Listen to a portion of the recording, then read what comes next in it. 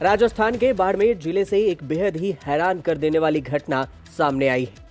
यहाँ एक शख्स ने अपने ही ससुर के नाक काट डाले क्योंकि उसके ससुर ने अपनी बेटी की दूसरी शादी का फैसला कर लिया था। बाड़मेर के सेड़वा थाना क्षेत्र में बदमाशों ने जिस तरह से इस वारदात को अंजाम दिया, उससे आसपास के इलाकों में दहशत फैल गई है।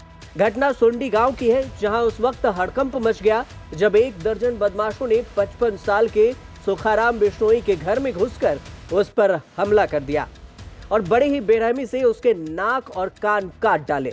इतना ही नहीं, उन बदमाशों ने सुखाराम के साथ जबरदस्त मारपीट की और उसके पैर भी तोड़ डाले। आधी रात को ही इस वारदात ने इलाके के लोगों को सन्न करके रख दिया है। फिलहाल इस बुजुर्ग को गंभीर हालत में जोधपुर रेफर किया गया है, जहां वो जिंदगी और मौत से जंग लड़ रहा है। जानकारी के मुताबिक बेटी से शादी तोड़ने से नाराज उसके समधी पक्ष के लोगों ने इस घटना को अंजाम दिया। सेड़वा थाना में सुखराम सन ऑफ रंजीता राम जी, इनके साथ में इनकी पुत्री का विवाह इन्होंने कहीं पे किया था। फिर वो उस जगह पर खुश नहीं थी, फिर वो कहीं और चली गई। तो इसको लेके उनकी बेटी के ससुराल वाले उनसे कहा सुनी, लड़ाई झगड़ा रंजिश रखने लगे। उसी के लेके इन्होंने कल इनके साथ में मारपीट करी है और अभी वो इंजर्ड हैं और जोधपुर में एमडीएम अस्पताल में भर्ती हैं। उनके साथ कोई फायरिंग वायरिंग की बात भी, ज़्यादा हथियार थे, किस वजह और कितने लोग थे? उसमें एफआईआर जो इन्होंने दी है, इनकी पत्नी ने एफआईआर दी है, उस एफआईआर में नामजद 5-6 लोग हैं और 8-10 अन्य बताए हैं। तो अनुसंधान से स्पष्ट हो जाएगा कि कौन कौन मौजूद थे, वो सभी गिरफ्तार करेंगे उनको उसके बाद में।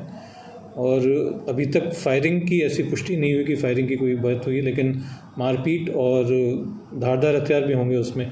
बाकी चीज़ें इन्वेस्टिगेशन अनुसंधान से स्पष्ट होंगी। तो क्या वजह, क्या सामने आई सर अभी तक की जांच में? अभी प्रथम दृष्टया जो कि लेट नाइट में इंसिडेंट हुआ था, फिर उसके बाद में ये प्राथमिक उपचार इनका यहाँ पे हुआ, फिर उनकी स्थिति ठीक नहीं थी तो जोधपुर में रेफ़र हुआ। उस चक्कर में एफआईआर थोड़ा लेट मिली है। प्रथम दृष्टया यही सामने आया है अभी कि इनकी पुत्री का विवाह कहीं पे हुआ था, जहाँ पे हुआ था वहाँ से छोड़ के वो दूसरी जगह चली गई। उसको लेके इनके साथ ही मारपीट की गई है। नाक और कान भी ले गए, पाँव भी फ्रैक्चर हुआ है ऐसे भी? उनके अभी तक जो आया है मेडिकल रिपोर्ट मैंने देखी नहीं है अभी। उसमें जो थाना अधिकारी उनसे जब बात हुई तो उन्होंने बताया शायद एक फ्रैक्चर है और कुछ हिस्सा नाक और कान का कटा हुआ है। आपको बता दें कि सुंडी निवासी सुखाराम बिश्नोई रात के वक्त अपने घर जा रहा था। इसी दौरान करीब दर्जन भर हमलावर गाड़ियों से सवार होकर आते हैं और लाठी, डंडे और दूसरे हथियारों से सुखाराम पर हमला कर देते हैं।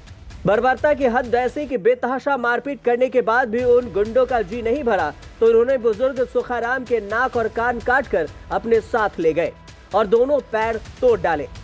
बुजुर्ग को बेहोशी की हालात में देखकर आसपास के लोगों ने गांव के सरकारी अस्पताल में भर्ती करवाया, जहां से प्राथमिक इलाज के बाद पहले तो सुखाराम को गंभीर हालात में बाड़मेर रेफर किया गया, लेकिन उनकी हालात इतनी खराब थी कि बाड़मेर के डॉक्टरों ने उसे जोधपुर रेफर कर दिया।